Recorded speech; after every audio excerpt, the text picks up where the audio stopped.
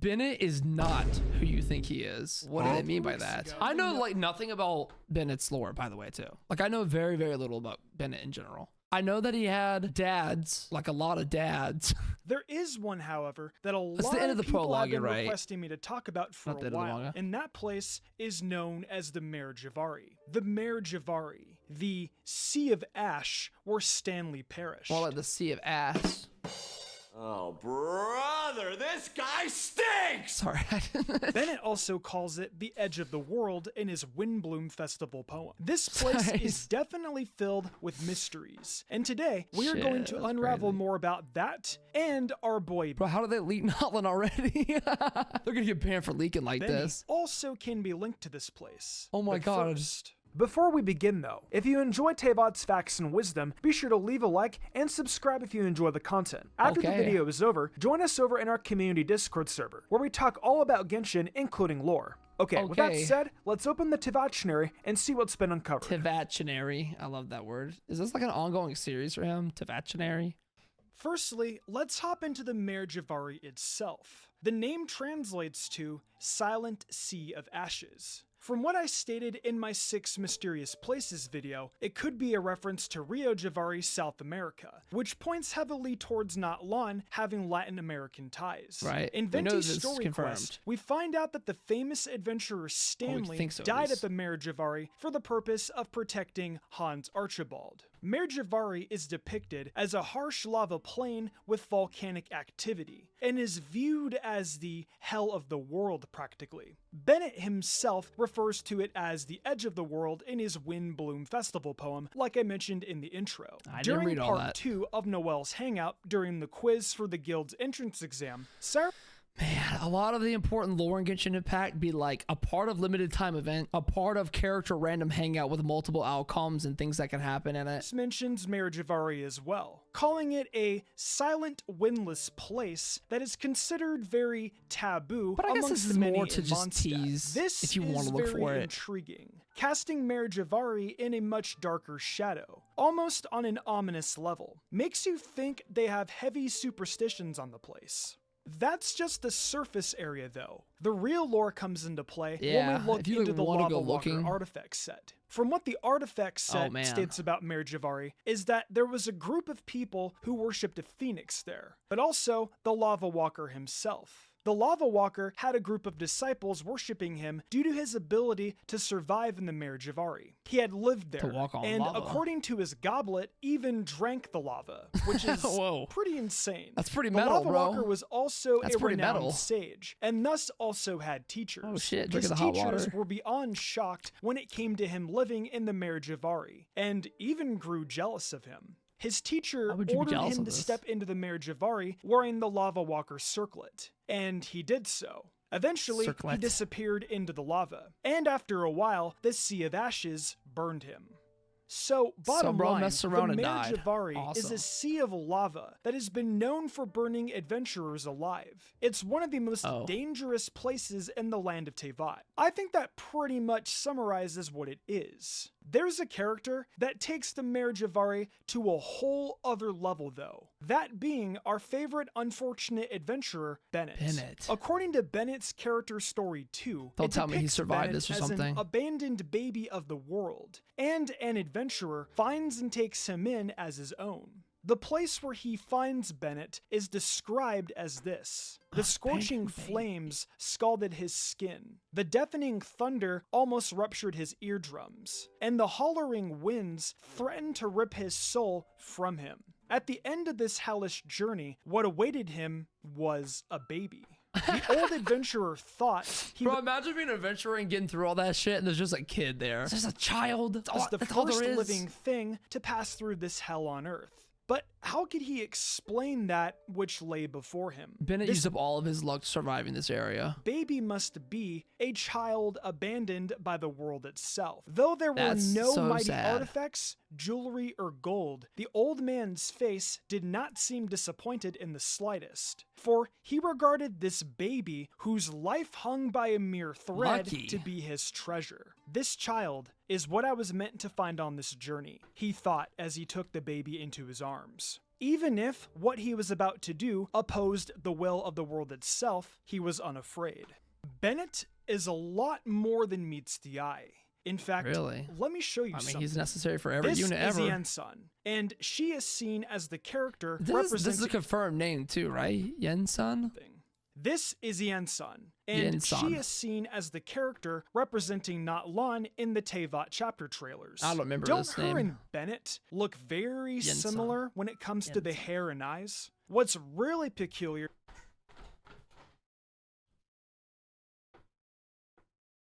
Holy shit. Wait a minute. Is what is stated by Dane during Natlan's brief time on the screen. Rules of war are woven in the womb. Womb! Brother! Belly! Pregnant women! They're siblings. Victors shall burn bright, while the losers must turn to... What if Bennett has to fight Yanson for the throne? What if Bennett becomes the Pyro Archon? What if it's siblings and they have to fight together against each other for the spot, and Bennett is Bennett Murata? Okay, I'm not crazy. Don't lock me up yet. Hold on. He's already the meta. Shall burn bright, while the losers We've had an Archon all along. When the god of war shares this secret with the traveler, it is because she has her reasons. Secret? This right here immediately tells me that Bennett could be the victim of an unfortunate tragedy that happened in Natlan. Bennett was abandoned, and he was found at the Marriage of Ari. The loser turns to ash. Bro, the Pyro Archon shares this with the... He already knows. He already knows who it is. It's not even a secret. It's not even a theory anymore. Traveler because of her reasons. What if those reasons are to hint to us that Bennett could have been abandoned? Why was that sound effect so loud? Oh my god. I just shit my pants a little bit. That was such a loud sound effect. Due to these reasons, someone in Bennett's family could have possibly lost a duel, and therefore he had to be tossed into the Sea of Ashes. Bennett's constellation is also Rota Calamitous, which also pre-C6 Bennett players right here. Translates to Wheel of Misfortune. Bennett, his entire life, is seen as a natural bad luck charm, literally attracting misfortune all of his luck in the one wherever go. he is. His fate or destiny is to be a bad luck charm. That sucks. But there's a reason for this. I'll be touching upon this a little later on. That is now, so sad, I want actually. to dive more into the Phoenix. Why the More about tossing the baby to the fire later. Phoenix, you may ask? Well, I feel their symbolism and purpose in the Genshin story help play a part in helping Bennett along his journey. Firstly, the Phoenix, in a plethora of cultures, symbolizes birth, immortality, resurrection, and the starting of a new age, or dawn, if you will. This is going to sound kind of crazy, but I believe that the Phoenix in Genshin placed its consciousness or will into the Ragnvindr family. If we take a look back at the Ragnvindr family lineage, all of them helped bring a new age or dawn into the world. 2,600 years ago, one of them fought against the tyrant Decarabian. 1,000 years ago, Ragnvindr, or the Dawn Knight, fought with Vanessa and the Wanderer's trope to overthrow the aristocracy. Diluc's constellation is called Noctua, or the Nightbird. His ultimate is called Dawn, and it quotes, "The only reason to walk in darkness is to light it up. Behold, that fleeing light in the dead of the night is the herald of the coming dawn." His C4 is also called Phoenix, Harbinger of Dawn. Is it so far-fetched that a consciousness can't be placed elsewhere? Raiden Makoto previously blew our minds with this concept. The Phoenix's will is to find the Phoenix itself, or the Harbinger of Dawn. Diluc is not the Harbinger of Dawn, but I believe Bennett is. One more small tidbit is that in Honkai, a Phoenix's consciousness is elsewhere, and the Phoenix is known to be close to Murata Himiko. This also means that the will of the Phoenix and the past and current Pyro Archon's ideals are similar. That is why the Pyro Archon informs the traveler of the secret. There's also the idea that the Phoenix has the ability to keep resurrecting. That's Ho-Oh. Is Ho-Oh a Phoenix? Itself. That's why its will has gone for generations, seeking out this harbinger of dawn. In Diluc's backstory, he mentions a motto he goes by: evil cannot go unpunished. Never settle for mediocrity. Never forget that the dawn will one day the fact come. that Genshin has a writing team that's good, it's just There's so a amazing. reason why Bennett was taken in. And They're it a writing heavily company. hints that what is being stated in the Teyvat chapter trailer depicts what happened to Bennett, especially being abandoned. If you still don't believe me, take a look at what the Pyro Archon's Agate Gemstone has to say. A pilgrimage for a wish, a battle to earn a name, burnt to cinders for a dream. If the intention remains achieved, blank's truth he has. Bennett is always constantly trying to prove himself. He is on a pilgrimage and is always in battle trying to earn a name as an adventurer. He has this because his constellation embodies misfortune. Bennett is seen to me as a symbol of changing fate in the world of Teyvat. What if he becomes really lucky one day? What if one day we bring him to Notland and he just changes his fate and he just becomes the luckiest motherfucker ever? That is possible. An embodiment of misfortune being the unexpected harbinger of dawn doesn't sound too crazy in my eyes. Plus, just look at Bennett's design. It just screams main protagonist vibes. And on top of that, he can wield the harbinger of dawn being a sword user. Is that my main protagonist? Still think I'm crazy? In Bennett's wish art, he is literally wielding the harbinger of dawn. Bennett is going to be the character that breaks the tradition of destiny in Teyvat being pre-planned. That this misfortunate character is going to be the hero, or a hero. He is going to be the hero according to the Night Mother's prophecy in The Pale Princess and Six Pygmies. So maybe Diluc and Bennett will work together as the Phoenix itself and the will of the Phoenix. I played enough, I guess. The character lineage ties to Natlan don't lie. The redhead children of Marari and Bennett's ties to Natlan being abandoned at the Mare Javari, to me is just more than a coincidence. So connected.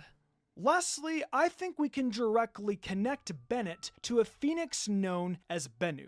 Bennu was actually the name the Egyptians gave to the phoenix, and later on it became known as the phoenix in Greek culture. I found this interesting article in regards to Bennu. Bennu is mostly depicted as a heron, with a long straight back, a head adorned with 2 erect feathers, and its plumage red and golden.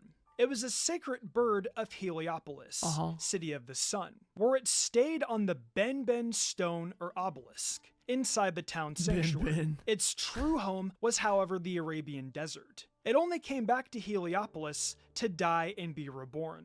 Bennu was associated with the sun god Ra, and with Osiris, god of the underworld, who is said to have given the secret of eternal life to Bennu. Bennu also symbolizes rebirth as it rises from its ashes like a new sun rises when the old has died. It also symbolizes a new period of wealth and fertility, when the Nile flooded the earth each year. Bennett and Bennu.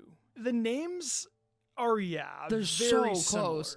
But if we've learned anything from them, when they make Genshin Impact, they love plays on words and plays on names. So this is very close or accurate. Resurrects itself several times, That's crazy. And Bennett could be the human incarnation. From the pile of ashes, a new phoenix arises, young and powerful. It then embalms the ashes of its predecessor in an egg of myrrh, and flies to the city of the sun, Heliopolis, where it deposits the egg on the altar of the sun god. Maybe the lava walker is also an incarnation of the phoenix, and Bennett is the next one after. Dude, imagine a Bennett 5-star banner with Bennett 4-star pullable character, where you can buff your 5-star Bennett, who's like a grown man Bennett, and the Bennett's really cool version. That would be sick. It'd be a 2.0 Bennett. How the hell can you explain the lava walker being able to survive Mare Javari and the fact the feather is a phoenix feather? Well, that wraps up my thoughts on the Mare Javari and Bennett's connection. That was fascinating. What do you guys think? I've never thought about crazy, this, or do you think it makes sense? Let me know your thoughts down below. With that said, I'm just going to close the Teyvattionary and end this little discussion here. I can tell you guys are pretty antsy to comment something. So yeah, I'm going to close the Teyvattionary, and with that said, I will see you in the future for more Genshin Impact content and lore. Well, I really like the idea here is that we don't go to Notland without familiar faces, for one thing. If we do pull up to Notland and Diluc and Bennett are involved in any capacity, I will immediately think about this video. I will think about this video and go, oh my God, it's coming. It's coming. To see Capitano throw his hand into the war, having Bennett there and maybe see a connection to his sibling. I don't know. Being reborn could be a really cool concept, man. Bennett got more to him than meets the eye, I guess. Imagine he becomes lucky one day. He loses his bad luck. He becomes like, he gets like a different animation and shit. That's gonna be dope. We're still like 8 months away or longer from Notland, so let me know what you thought down below. Subscribe to Tivactionary. And if you guys want to check out the original video, here it is. See you guys in the next one. That was a really good video.